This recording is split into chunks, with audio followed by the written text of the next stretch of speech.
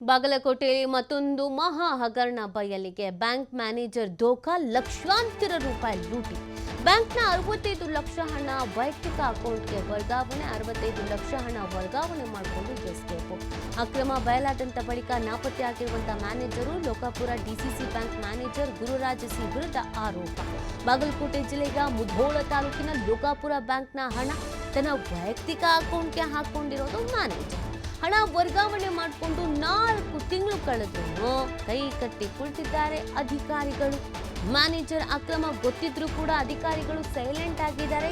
ಹಾಗಾದ್ರೆ ಕಳೆದ 2 ತಿಂಗಳಿಂದ ಬ್ಯಾಂಕಿಗೆ ಬಂದಿಲ್ಲ ಮ್ಯಾನೇಜರ್. 4 ದಿನಗಳಿಂದ ಮೊಬೈಲ್ ಕೂಡ ಸ್ವಿಚ್ ಆಫ್ ಆಗಿದೆ. ನೋಡಿ, ತಿಂಗಳಾನ್ಗಟ್ಲೆ ಇವರು ಲಕ್ಷಾನ್ಗಟ್ಲೆ ಹಣವನ್ನ ಇವರ ಪರ್ಸನಲ್ ಅಕೌಂಟಿಗೆ ಹಾಕೊಂಡು ಕುತ್ಕೊಳ್ತಾರೆ ಅಂತ ಅಂದರೆ, ಅದು ಗೊತ್ತಿದ್ರೂ ಕೆಲವು ಅಧಿಕಾರಿಗಳು ಧ್ವನಿ ಎತ್ತಲ್ಲ, ಮಾತಾಡಲ್ಲ ಅಂತಂದರೆ ಏನರ್ಥ? 65 ಲಕ್ಷ ಹಣ ನೋಡಿ, ಒಂದೆರಡಲ್ಲ 65 ಲಕ್ಷ ಹಣವನ್ನು ತನ್ನ ವೈಯಕ್ತಿಕ ಖಾತೆಗೆ ಹಾಕೊಂಡು ಕೂತಿರೋದು, ವರ್ಗಾವಣೆ ಮಾಡ್ಕೊಂಡು ಕೂತಿರೋದು. ಈ ಅಕ್ರಮ ಬಯಲಾದ ಬಳಿಕ ಮ್ಯಾನೇಜರೇ ಕಾಣಿಸ್ತಾ ಇಲ್ಲ, ಮೊಬೈಲ್ ಸ್ವಿಚ್ ಆಫ್ ಆಗಿ ಹೋಗಿದೆ. ಅಲ್ಲಿದ್ದಂಥ ಇನ್ನುಳಿದ ಅಧಿಕಾರಿಗಳು ಏನು ಮಾಡ್ತಾ ಇದ್ರು? ಅವ್ರ ಗಮನಕ್ಕೆ ಬಂದಿದ್ರು, ಬಾಯಿ ಮುಚ್ಕೊಂಡು ಯಾಕೆ ಕೂತಿದ್ರು? ಹಿರಿಯ ಅಧಿಕಾರಿಗಳ ಗಮನಕ್ಕೆ ತರುವಂಥ ಕೆಲಸವನ್ನು ಯಾಕೆ ಮಾಡಲಿಲ್ಲ? ಬ್ಯಾಂಕ್ ಮ್ಯಾನೇಜರೇ ಧೋಖಾ ಮಾಡೋದು ಕೇಳಿದು ಬಿಟ್ರೆ ಕತೆ ಹೆಂಗೆ? ನಂಬೋದು ಹೆಂಗೆ? ಪ್ರಶ್ನೆ ಅಲ್ವಾ ಇದು? 65 ಲಕ್ಷ ಹಣ ಅಂದರೆ ಏನು ಪುಕ್ಷಟ್ಟೆನ? 2 ತಿಂಗಳಿಂದ ವರ್ಗಾವಣೆ ಮಾಡ್ಕೊಂಡು ಕೂತಿದ್ರು ಯಾರೊಬ್ಬರು ಧ್ವನಿ ಎತ್ತಿಲ್ಲ ಅಂತ ಅಂದರೆ ಯಾಕೆ ಅನ್ನೋ ಅನುಮಾನ ಹುಟ್ಕೊಳ್ತಾ ಇದೆ. ಸದ್ಯ ಈತ ಎಲ್ಲಿಗೆ ಹೋಗಿರ್ಬೋದು, ಏನು ಎತ್ತ ಎಲ್ಲ ತನಿಖೆನ ನಡೆಸಬೇಕಾಗತ್ತೆ. 2 ದಿನದಿಂದ ಮೊಬೈಲು ಸ್ವಿಚ್ ಆಫ್ ಆಗಿದೆ ಅನ್ನೋದು ಗೊತ್ತಾಗ್ತಾ ಇದೆ. ಹಂತ ಹಂತವಾಗಿ ಹಣ ಅಕೌಂಟ್ಗೆ ವರ್ಗಾವಣೆ. ಮಾರ್ಚ್ 31ರಂದು 35 ಲಕ್ಷ ಅಕೌಂಟಿಗೆ, ಏಪ್ರಿಲ್ 7ರಂದು 30 ಲಕ್ಷ ಹಣ ವರ್ಗಾವಣೆ ಆಗಿದೆ. ಡಿಸಿಸಿ ಬ್ಯಾಂಕ್ ಖಾತೆಯಿಂದ ನೇರವಾಗಿ ಹಣ ವರ್ಗಾವಣೆ ಆಗಿರೋದು. SBI ಬ್ಯಾಂಕ್ನಲ್ಲಿ ಖಾತೆಯನ್ನು ಹೊಂದಿದ್ದ ಡಿಸಿಸಿ ಬ್ಯಾಂಕ್ನ ಶಾಖೆ ನೋಡಿ, ಡಿಸಿಸಿ ಬ್ಯಾಂಕ್ ಖಾತೆಯಿಂದ ನೇರವಾಗಿ ಹಣ ವರ್ಗಾವಣೆ ಆಗಿದೆ. ಬ್ಯಾಂಕಿನ ಹಣ ತನ್ನ ವೈಯಕ್ತಿಕ ಅಕೌಂಟ್ಗೆ ಹಾಕೊಂಡಿರೋದು ಮ್ಯಾನೇಜರ್. ಹಣ ವರ್ಗಾವಣೆ ಮಾಡಿಕೊಂಡು 4 ತಿಂಗಳು, ಒಂದೆರಡಲ್ಲ 4 ತಿಂಗಳು ಕಳೆದ್ರೂ ಇನ್ನುಳಿದ ಅಧಿಕಾರಿಗಳು ಬಾಯಿ ಮುಚ್ಕೊಂಡು ಕೈ ಕಟ್ಕೊಂಡು ಕೂತಿದ್ರು. ಮ್ಯಾನೇಜರ್ ಅಕ್ರಮ ಗೊತ್ತಿದ್ರು ಅಧಿಕಾರಿಗಳು ಸೈಲೆಂಟ್ ಆಗಿದ್ದು ನೋಡಿದ್ರೆ ಅನುಮಾನ. ಯಾವ ಕಾರಣಕ್ಕೆ ಅವ್ರುಗಳು ಸೈಲೆಂಟ್ ಆಗಿದ್ರು ಅಂತ? ಕಳೆದ 2 ತಿಂಗಳಿಂದ ಬ್ಯಾಂಕಿಗೆ ಬಂದಿಲ್ಲ ಮ್ಯಾನೇಜರ್. ಡಿಸಿಸಿ ಬ್ಯಾಂಕ್ ಖಾತೆಯಿಂದ ನೇರವಾಗಿ ಹಣ ವರ್ಗಾವಣೆ ಮಾಡಿಕೊಳ್ಳಲಾಗಿದೆ. ಲೋಕಾಪುರ ಶಾಖೆಯಲ್ಲಿ ಶಾಖೆ ವ್ಯವಸ್ಥಾಪಕರಾಗಿ ಕಾರ್ಯನಿರ್ವಹಿಸ್ತಿದ್ದಂತಹ ಶ್ರೀ ಶಿವರಾಜ್, ಗುರುರಾಜ್ ಶಿವರಾಜ್ ಅಂತಕ್ಕಂಥವ್ರು ನಮ್ಮ ಬ್ಯಾಂಕು SBI ಲೋಕಾಪುರ ಶಾಖೆಯಲ್ಲಿ ಏನೊಂದು ಖಾತೆಯನ್ನು ಹೊಂದಿತ್ತು, ಕರೆಂಟ್ ಅಕೌಂಟು. ಆ ಕರೆಂಟ್ ಅಕೌಂಟಿಂದ ರು 65 ಲಕ್ಷ ರೂಪಾಯಿಗಳನ್ನು ತನ್ನ ವೈಯಕ್ತಿಕ ಖಾತೆಗೆ ವರ್ಗಾವಣೆಯನ್ನು ಮಾಡಿಕೊಂಡು ದುರುಪಯೋಗ ಪಡಿಸ್ಕೊಂಡಿರ್ತಕ್ಕಂತಹ ವಿಷಯ ನಮಗೊಂದು 2-3 ದಿವಸದ ಹಿಂದೆ ಗೊತ್ತಾಯಿತು. ಸೊ ನಿನ್ನೆ ಮತ್ತು ಇವತ್ತು ನಾವು SBI ಖಾತೆಯಿಂದ, SBI ಬ್ಯಾಂಕಿನಿಂದ ನಮ್ಮ ಇಂಟರ್ನಲ್ ಆಡಿಟರಿಂದ ಒಂದು ರಿಪೋರ್ಟ್ ತೊಗೊಂಡಿದ್ವಿ, ಪ್ರಾಥಮಿಕ ತನಿಖಾ ವರದಿಯನ್ನು. ಸೊ ಆ ವರದಿಯನ್ನು ನೋಡಿದಾಗ ಅವನು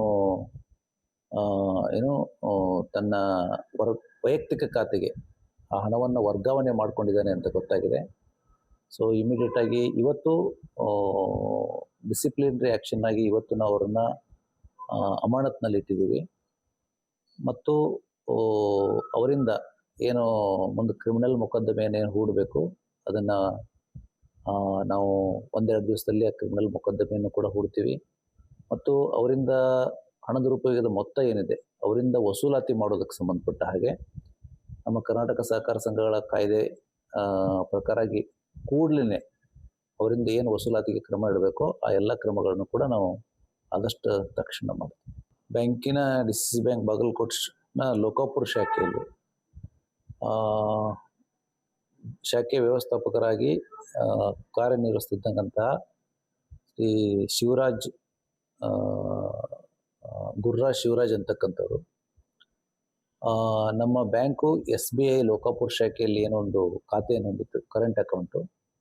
ಆ ಕರೆಂಟ್ ಅಕೌಂಟಿಂದ ರು 65 ಲಕ್ಷ ರೂಪಾಯಿಗಳನ್ನು ತನ್ನ ವೈಯಕ್ತಿಕ ಖಾತೆಗೆ ವರ್ಗಾವಣೆಯನ್ನು ಮಾಡಿಕೊಂಡು ದುರುಪಯೋಗ ಪಡಿಸ್ಕೊಂಡಿರ್ತಕ್ಕಂತಹ ವಿಷಯ ನಮಗೊಂದು 2-3 ದಿವಸದ ಹಿಂದೆ ಗೊತ್ತಾಯಿತು. ಸೊ ನಿನ್ನೆ ಮತ್ತು ಇವತ್ತು ನಾವು SBI ಖಾತೆಯಿಂದ SBI banking Bagalkot DCC bank manager ದೋಖಾ ಪ್ರಕರಣ ಕಡೆಗೂ FIR ಅನ್ನ ದಾಖಲಿಸಿರುವುದು ಬ್ಯಾಂಕ್ನ ಅಧಿಕಾರಿ. 65 ಲಕ್ಷ ವೈಯಕ್ತಿಕ ಖಾತೆಗೆ ಜಮಾ ಮಾಡಿಕೊಂಡು ಎಸ್ಕೇಪ್ ಆಗಲಾಗಿದೆ. ಹಣ ವರ್ಗಾವಣೆ ಮಾಡಿಕೊಂಡು ಎಸ್ಕೇಪ್ ಆಗಿರೋದು ಮ್ಯಾನೇಜರು. ಲೋಕಾಪುರ ಶಾಖೆಯ ಮ್ಯಾನೇಜರ್ ಗುರುರಾಜ್ ವಿರುದ್ಧ FIR ದಾಖಲಾಗಿದೆ. ಸೊ ಫೈನಲಿ ಅಧಿಕಾರಿಗಳಲ್ಲಿ ಇದ್ದವ್ರು ಮಾತಾಡೋದಕ್ಕೆ ಒಪ್ಕೊಂಡಿದ್ದಾರೆ. ಈಗಲಾದ್ರೂ ಅಟ್ಲೀಸ್ಟು ಕಂಪ್ಲೇಂಟ್ ಕೊಡಬೇಕು, FIR ದಾಖಲಾಗು ಅಂತ ನೋಡ್ಕೊಳ್ಬೇಕು ಅಂತ ಅನ್ನಿಸ್ತಲ್ಲ. ನೋಡಿ, 4 ತಿಂಗಳದು ವ್ಯವಹಾರ ಆಯಿತು. 4 ತಿಂಗಳಿಂದ ಧ್ವನಿ ಎತ್ತಿಲ್ಲ. ಏನಕ್ಕೆ ಅನ್ನೋದು ಗೊತ್ತಿರಲಿಲ್ಲ. ಯಾವಾಗ ಸುದ್ದಿ ವೈರಲ್ ಆಯಿತು ಆಗ ಎಚ್ಚೆತ್ತುಕೊಂಡ್ರು. ನೋಡಿ, ಈಗ ಕಂಪ್ಲೇಂಟನ್ನು ಕೊಡಲಾಗಿದೆ.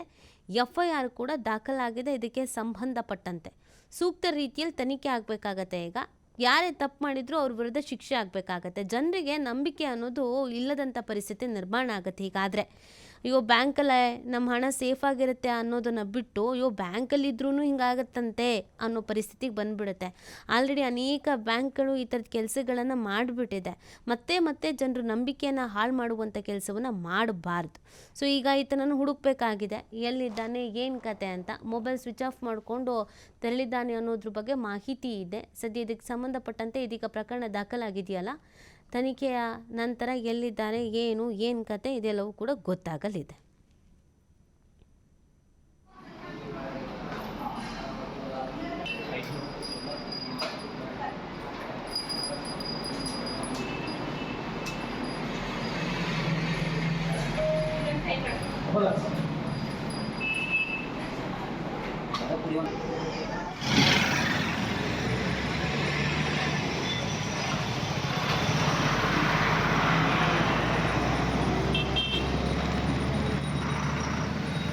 ಮಾಹಿತಿ ನೀಡ್ತಾರೆ ನಮ್ಮ ಪ್ರತಿನಿಧಿ ಗುರು ಹಿರೇಮಠ್.